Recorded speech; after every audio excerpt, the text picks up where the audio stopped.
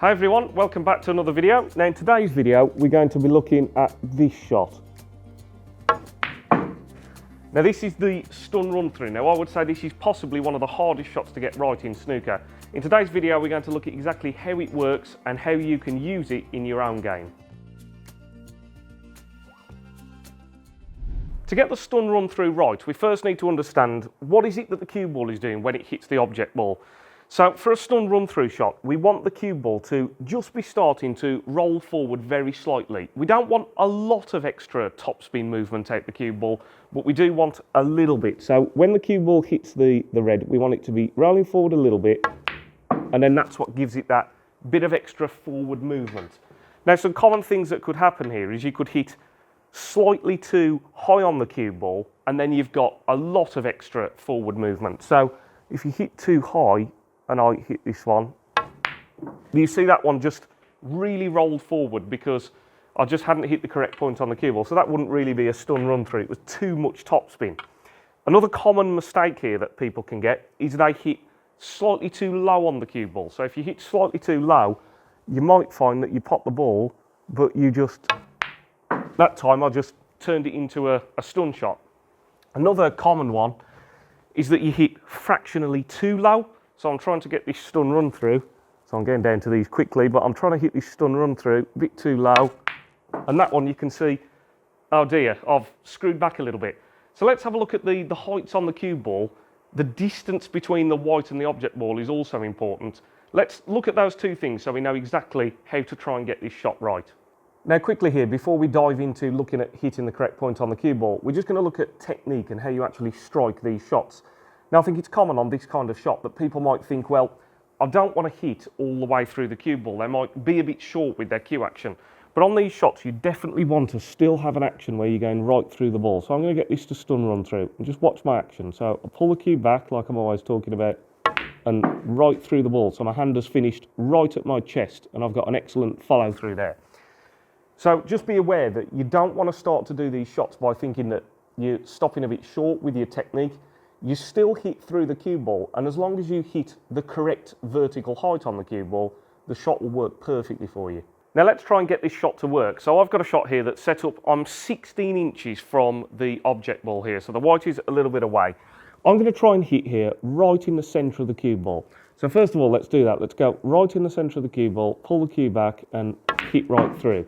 So you can see that in the centre of the cue ball at that distance, I got a really good stun run through there. The cue ball has rolled through a little bit. Let's hit some different points on the cue ball and see what happens. So this time I'm going to make a slight adjustment. So instead of hitting where I think is in the middle of the cue ball, I'm going to move half a tip, not hardly anything, but half a tip down.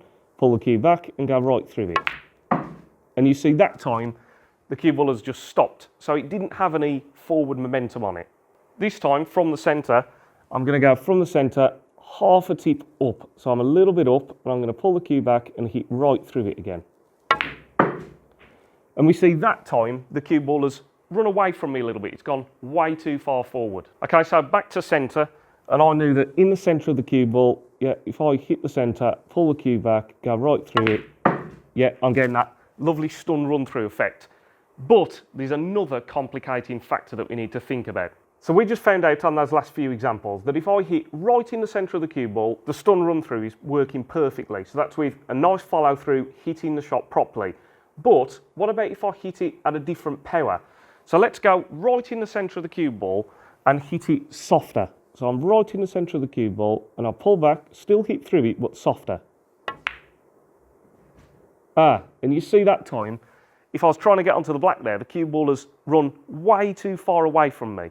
Let's see if we hit it harder. Okay, so another example here, let's hit it harder. So I'm right in the centre again, and I'm going to hit it really hard this time. So pull the cue back. And you see that time, got a bit of accidental side on there, but you see that time that the cue ball has only moved very slightly forward.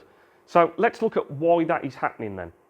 So even though all of those shots have been hit in the centre, it's very much dependent on how hard you hit it. Depends on how much forward momentum or how much backwards momentum or how much skid effect you're getting out of the cue ball. So power is very important. So none of them are changing how much you're going through the shot, but you are changing how hard you're hitting them.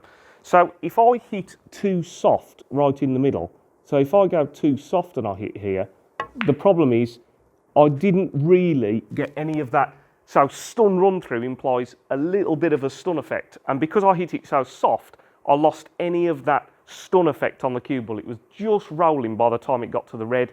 So it had no impact and didn't work as a stun run through shot. Now, if I hit too hard, the problem is if I go in the centre of the cue ball and I hit really, really firm, so centre of the cue ball but hit hard, the problem is I'm making the white have too much of a stun effect. By the time it gets to the red, it hasn't really got a chance to have that bit of forward momentum, and that's what's killing the cue ball. So all of the shots have got a good follow through, but the power and the perfect height are very, very critical. Now, just to make this even more of a pain, what about the distance between the white and the red ball? How does that affect the shot as well? So I'm going to play this first one, and on both of these next two examples are going to be played at the same speed. So I'm going to play about a 6 out of 10 power. So I'm right in the centre of the white, about a 6 out of 10, quite firm. Okay, and it worked nicely as my little stun run through. I got that little bit of forward movement out the cue ball. What about then if we increase the distance? So if I move the white further away here, and I hit the same point on the cue ball at the same speed. So let's try that. So I'm trying to line the shot up, same point on the cue ball, same speed, not doing anything different. And you see that time, the cue ball has moved forward a little bit further away from me. What about if I increase the distance again?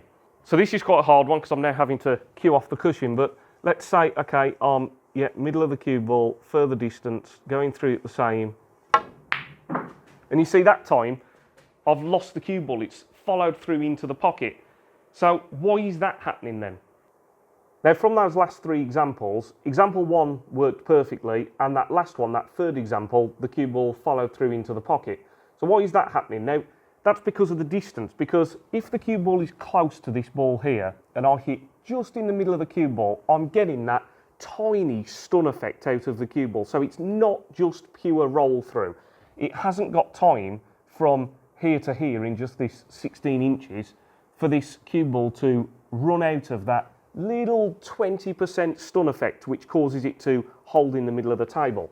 If I move the cue ball all the way back here, so I'm putting big distance between the cue ball and the red, by the time the cue ball gets a chance to travel all the way over to the red like this, by hitting just in the middle, I've ran out of that stun run through effect and the cue ball is just rolling naturally forward. So it hit the red and it followed into the pocket. So with all that in mind then, that means for these two examples, if I hit middle of the cue ball 6 out of 10 power, this is going to roll forward. So it's going to have that stun run through reaction where it goes forward a nice amount. If I hit the same speed and I move the cue ball further away, it means I've got to hit very, very slightly lower down on the cue ball. And I mean slightly, because if you go too low, you'll just cause the white to just only stun and not roll forward. So from this distance, I've got to go just a little bit lower, hit the shot, and I've still got that nice roll through, that stun run through. So I just came there, tiny, tiny fractions, not a tip amount of lower down because that would cause way too much stun effect. So it's a lot of touch and feel when you're playing those stun run through effects to get that perfect amount of stun.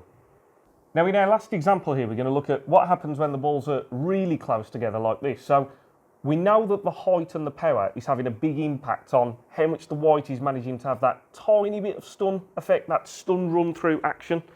So if the balls are really close together and I hit in the middle and I push through and hit it the same speed, so we can see there that the cue ball actually just stopped, it didn't run through at all. And that's because it's only stun. So because the balls are so close together, the cue ball hasn't got time to run out of that stun effect. So you only want 20% on a stun run through. It's not a pure stun, it's a stun and run through. So you only want 20% stun reaction. So on this shot here, when the balls are really close together, to get the white to go forward a bit, you actually might feel like I'm coming up on the cue ball a little bit. I'm actually a bit above centre. And then, yeah, I can push through. Got to be careful about getting a double hit there because the balls are so close together. But as long as I push through there, the white has now gone forward, and that was slightly above centre. So you've got to be aware of the height, the power, and the distance between the two balls. So hopefully by this point now, you've got a good understanding of how a stun run through works, and it's going to take practice. Those shots are very difficult to get right. But now we come to, so what's the point if a stun run through is so hard and so complicated? Why do we even bother to play it?